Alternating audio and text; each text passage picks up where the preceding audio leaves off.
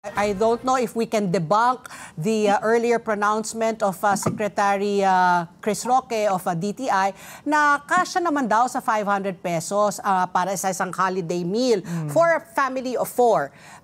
Based on your monitoring ng mga supermarkets, kasya ho ba? Okay, let me give you my take on the controversial and proverbial 500 peso peg. Yes, oo. Okay. It is just a suggestion. I guess let's take it as a suggestion. Okay. I mean, pwedeng 492.50. Yes. Pwedeng 495. Di wala pang 500 yun, di ba? Kasya ba? Well, one of the three biggest chains of supermarkets have come out. They've come out with a package na worth 500 for Noche Buena. So, you know, when you say kasya, depende sa, you know, taste. Malakas. Tsaka malakas ba kumain yung apat ng pamilya, di ba? Yung kalahati, yung 1/4 na lechon, nabanggit nyo, good for one person lang eh. Magkakalaga daw, di ba? So, siyempre, pipili tayo ng supermarket na pupuntahan natin, mga produktong bibilhin, kung gaano karami para sapat. Kasi yung iba, bumili, parating sobre, di ba? So, yun ang mga tatlong criteria that we need to take para mapagkasya 500. Now, if the main earner in the family comes up with 500. And each kid, kung may trabaho sila, tig 200. Kung may 700 tayo, medyo mas malaki pa yung pwedeng pagkasyahin sa ating gustong ihanda, di ba? Oo. So talagang it's very subjective, no, the 500. Depends nga on your appetite. And then sabi ko nga kay Ricky, kaya kung sa kaya, basta hindi ka choosy, hindi ka pihikan. Di ba? And then maghahanap ka rin syempre ng mga alternative na ingredients kung sakaling mas mahal yung mga gusto mo sanang bilhin. Di ba? Like mayonnaise, imbis na mayonnaise, salad dressing. Spaghetti, wala masyadong karne yan, siyempre, di ba? Gusto mo pa isang pa na karne, don't wish that 500 ay kakasya, di ba? Baka ketchup na lang ilagay ng iba. Ketchup, imbis na spaghetti sauce. Oo, tama. Oo. Tapos imbis na giniling, baka hotdog na lang. Or something. Pero mahal din ang hotdog, ha? Hindi, yung mas murang hotdog, yung sa palengke. Correct.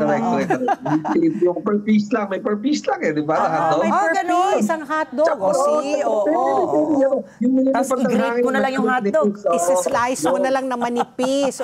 Grated hotdog na lang. Yes. Para marami. Lasa na lang.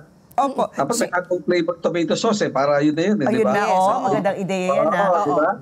Sinaliksik ko, no? Pero, correct me if I'm wrong, pero as per data, ang isang kilong hamonado nasa 350 pesos to 450. Queso de bola, 300 pesos to 500 pesos.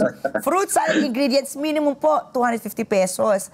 Sir, sa totoo lang, madudurog po yung 500 pesos. Hindi ko po alam kung saan natin i-direkta yung mga kababayan natin para makahanap ng mas mababang presyo, no? Pero may ginagawa pa po ba yung DA para yung Department of Agriculture natin para naman matulungan din bukod po sa DTI? Ano po yung mga karampatang aksyon na ginagawa nila para po makatikim naman ng holiday meals yung mga kababayan natin? Okay. Kahit na wala silang gawin, kahit tayo na lang shoppers, okay? Number one, hamonado. Huwag tayo mag-hamonado, daming luncheon meat dyan. May locally made, di lang China, may locally made din tayo na luncheon meat which will cost you less than 100 pesos. In a can. Number one. Number two, you mentioned the fruit salad, no? Tama? Fruit salad, opo.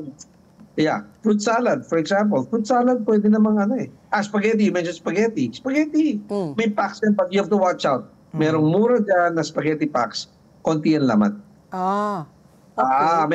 Kasi merong 1 kilo, merong 900 grams, merong 500 grams lang na pasta. At meron din tomato sauce na katabi na 900 grams, 700 grams, at merong 500 grams din ang katabi. So, kailangan maging wise tayo when we shop. Magbasa-basa ng konti, huwag yung dampot dahil mura. Ang pinakamura natin sa pinakasulit. Di ba? And number 3, food salad. Imbis na all-purpose cream lahat, pwede haluan ng condensed milk para may lasa. Condensed milk, yes, like you said, substitute products, no? Not just substitute brands, but substitute products, which will give us, the same, hindi naman same, pero it will result in, the same joy we share together. What's important, magsalo-salo kayo.